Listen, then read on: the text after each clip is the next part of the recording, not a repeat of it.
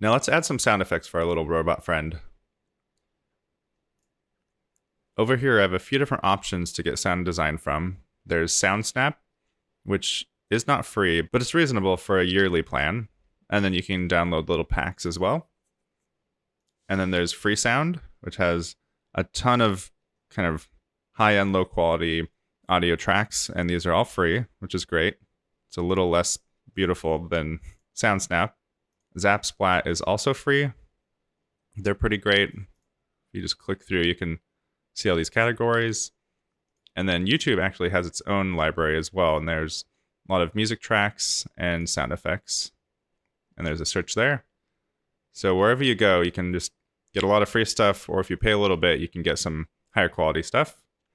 So I've already downloaded a few things I found while searching through Soundsnap. And I brought those over into Audition just by going to the media browser and browsing to the folder. And I'll just click through these so you can hear them.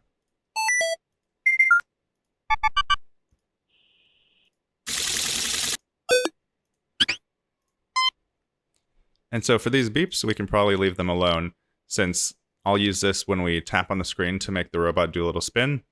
But these two drone sounds I want to combine, because this one is really quiet, but it has a nice kind of robotic sound to it. And then this one is really intense. But if we blend these and turn down the volume of this motor one, I think we can get something nice. So we'll go to multi-track and add a new little project. Pip ambient. And we'll drop it in there. And then all this sounds good. It's going to be mono, so we can just change that here. And we'll say OK. And now we can bring in both of these drones. And this one is super quiet, so we need to turn up this volume quite a bit. And then we'll drop this one in. This one is really loud. We need to boost this up quite a bit more. So we can also drag this volume bar all the way up. So now you can hear that pretty well. And now we'll turn this one down to kind of match.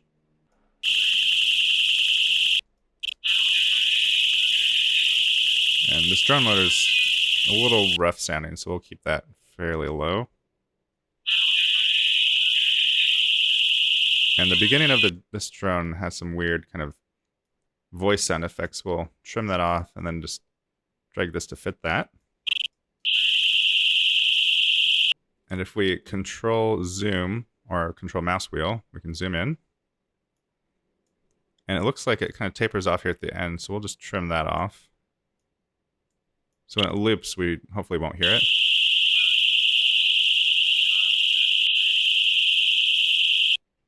And there's a little pop, but I think that's just the Audition playback.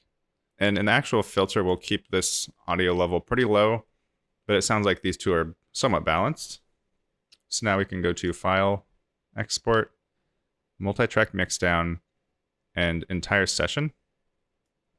And then we'll keep this a wave because we'll convert it to an M4A later, because that way we have a high quality master to work off of. And then we need to make sure it's in the right folder.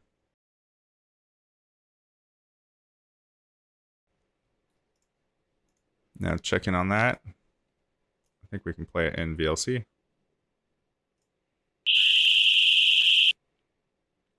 So now over in Spark, we can just, actually we need to convert this to an M4A first. So we'll go to onlineconvert.com, go to audio converter, and then convert to M4A. Choose file, select that folder, grab the wave. Sampling rate, we want 44/100, mono, audio codec AAC, and start conversion. Then we'll download that in the same folder.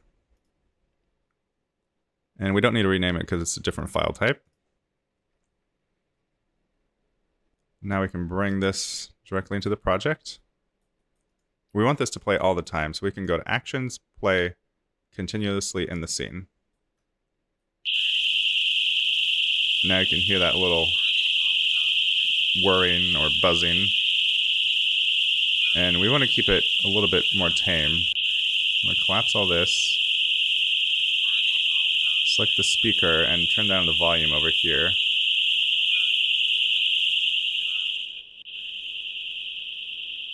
Just so it's nice and subtle. We don't want it to be too overpowering.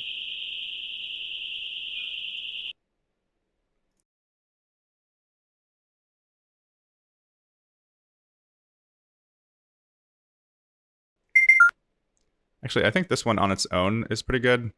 Layering these up is just getting a little too chaotic, so we'll use this chime beep clean tone. So we don't need to export that because it's already set up here.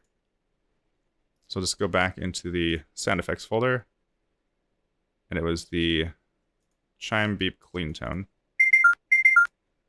And again, we'll convert this to an M4A. So I'll just go back, choose a new file,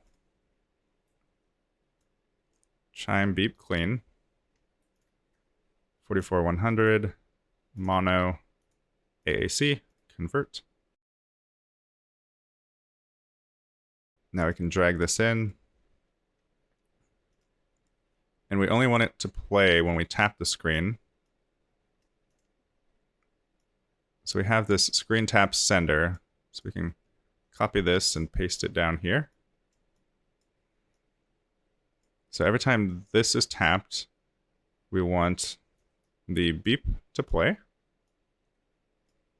And we'll use an audio player. And the audio clip is the beep. So we'll drag that in. And then the controller, we need a single clip controller because we're only using one audio file. And then we want to play when we're tapped. And now this spits out audio. So we need a speaker, which is not a patch, but it's an object. So I actually need to add it over here. Click over here on audio. And I'll create the patch. So now if we play and just restart just in case. Every time we tap it does a little sound. And we could go further with this. If we drag this out, we could add some audio effects. So in the audio tab, there's a bunch of different options. Let's try maybe a little distortion. Let's just see what the default sounds like. Very similar. Let's just change some of these numbers. So as you can hopefully hear, this distortion patch adds a lot of distortion. It's pretty rough. I'm sure you can adjust these values to make it a little smoother, but I'll just delete that. And instead, let's try a reverb. See how that sounds.